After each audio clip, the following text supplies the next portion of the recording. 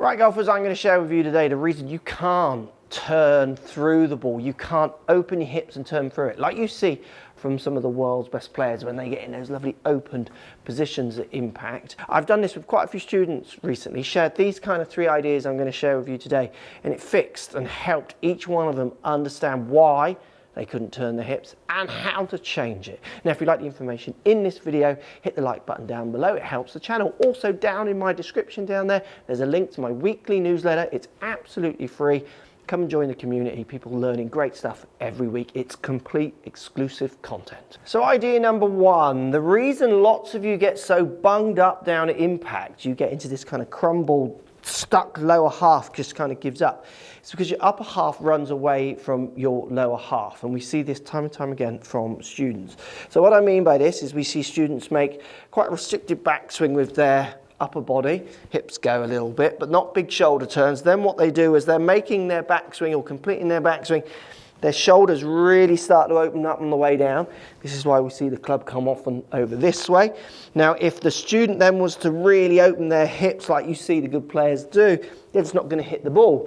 So we see this kind of not much shoulder turn, early shoulder turn on the way down, and then the hips stall to try and line everything up. High handle, crumbling arms, those kind of ideas, and we get those stuck impacts. So like with lots of things in golf, to fix the result, so the resulting action that we see, you need to look before and fix what's happening before, because everything's like a chain reaction of events. So we need your backswing to have a little bit of better order going into your downswing. So believe it or not, the best way, and one of the, certainly the main ways to start fixing a better impact position, is to make sure the backswing is giving you the chance, the opportunity to make the better downswing, and that's often the problem. So I want you to try on your backswing to make a bigger shoulder turn. Make sure you make a full, big upper body turn. Chest starts feeling like it's coming to back camera. Back starts feeling like it's going to the screen, and at the same time feel like you keep your hands away from you. This bigger shoulder turn will help get the order of the downswing in a better place to allow you to really start driving your hips out. Now, in turn, with this better backswing, we need to try and start the downswing this way. I want you to feel the downswing is back to target for longer. So to get your hips rotating through better, you actually need to leave them in the backswing for longer. So on the downswing, you need to still feel like you're almost leaving your hips there for a nanosecond to allow them to actually spring out, rather than the shoulders running away and the hips not allowed to go now, otherwise you're going to miss it, and them stalling, creating these crashes. So we're going to use our perspective to fix this. What's always interesting with golf is that when you teach a lot, you start learning there's 2 forwards. You say a student to do something forwards, put a foot forwards. What that means, if you think about it, is there's a forwards, so I'm hitting the ball forwards, so I can put my foot forwards, wider stance, and there is a forwards where I'm looking, where I'm facing, because I'm facing this way the ball. So does facing forwards mean this way? So the reason I say that is you're going to make your big shoulder turn with some arm and stretch on the way back. Now on the downswing, I want you to turn with your head, so not your body. You don't need to turn your body anymore. You're literally going to swivel your head on your neck and look at your hands and look where your body is facing.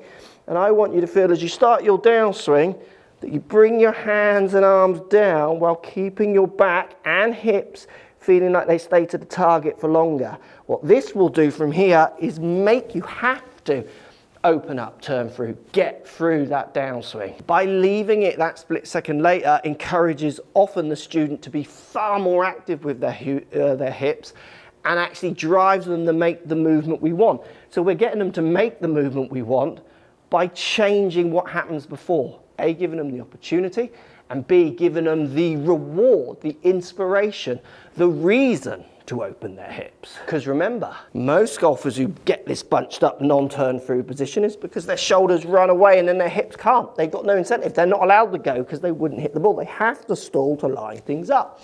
We're changing that order. Big backswing, turn and face your arms, watch them come down from back here. Feel your shoulders, hips stay back to target a bit more. Don't need to hit the ball. Turn back to the ball and spring around. Really feel like you try and get out of that hip position. That's the first trigger. Now, number 2, we need you burying in lead foot. So it connects to the backswing, downswing change, but I want you on the downswing to feel like you are literally burying all your pressure, all your weight, all your energy down into this lead foot. Now to help you do this, I want you to excessively bend this lead knee. So the way we're going to do that is we're going to really bend lead knee, so excessively do it, overdo the feeling, a feeling like we're really burying into lead knee. Watch out, it makes me come down, it keeps my back to the target for longer, and then to hit the ball, I don't want to crash into the ground. From there, feel that knee bounce back and the ground push back and get you out of there. That again will allow most golfers to start using their body way better, because we see so many golfers literally just staying in lead knee. They don't bury that hard in it and they just stay in there to hit the ball, which stalls rotation. We need to be getting into that lead knee and really feel like you're pushing down for it to then push back, and that ground to push back to allow you to spring out. Because one of the key things we find from better players is they have a very sharp, when you look at their swings on a graph form where they go so slower to faster, if you like to keep it basic, so 0, this is going slower, this is going faster, we see with their hips a real sharp uptake in their downswing, meaning from around here, they're really violently throwing their hips around with tilt to get out of those hips. Where with amateurs, we see these kind of lines which are much more subtle, because they're A, not slowing down, and B, not speeding up. Now these two swing thoughts can work together. They work as one. Big shoulder turn, watching that downswing. As I do that, I'm going to feel like I'm really pushing into lead foot and then out. I could even hit shots like that. I won't be able to watch my backswing. So I'm going to feel like I'm in, I'm going to hit the ground here, unless I jump and spring out. And you're going to find if you do this drill where you excessively bend this knee, excessively push down to try and get push back, you will hit the ground, you will hit tops. The idea is for you not to hit perfect shots, it's to feel you really aggressively push and jump. They're the movements we need. Now the last drill, this one really helps students at the range on the course, but at home, practice these ideas as well. So the last one is giving you a feeling of getting tilts with turns, because this is what really helps golfers. What happens is their hips tend to get a little bit level on the turn as they stall, and then they kind of sway. What I want you to feel is that you're actually getting good amounts of tilt with your hips as they're rotating. It's this that's really going to get you into these much better tour player turns. And if you think about it, if you're loading into that lead foot and then the ground's pushing back at you, your lead leg, hips going up as your trail one goes down, which sends that club down, creating those brilliant compression, ball then turf, lovely strikes. Works with a driver as well. If the ball position is forward, obviously you get past the bottom point and get it on the way up. So I'm standing to a ball, I'm just putting the grip across my thighs, stopping my thighs here, most of the club out to the trail side of me, and what I'm going to do is try and hit that ball with that club. Obviously the ball's not going to reach, or the club's not going to reach the ball, but I am going to get it to feel like it's passing over from my perspective. If I was to just sway and slightly rotate my hips, get stuck by here.